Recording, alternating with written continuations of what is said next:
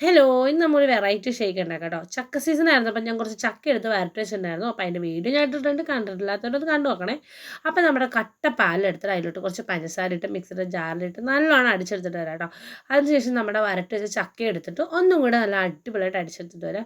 അപ്പോൾ നല്ല ക്രീമി ടെക്സ്ചറിലുള്ള അതിന് അടിപൊളി ഒരു ചക്ക ഷേക്ക് റെഡി ആയിട്ടുണ്ടാവും കേട്ടോ. നിങ്ങൾക്ക് കാണുമ്പോൾ തന്നെ മനസ്സിലാവുമെന്ന് വിചാരിക്കുന്നു.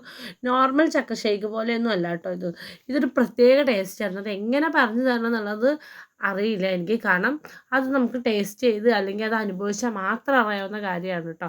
ഞാനത് ജസ്റ്റ് നിങ്ങൾക്ക് വീഡിയോയിലൊന്ന് കാണിച്ചു തരാമെന്ന് വെച്ച് മാത്രം കുടിക്കാതെന്താ. പക്ഷേ ഞാൻ വീഡിയോ അതൊക്കെ മറന്നുപോയി.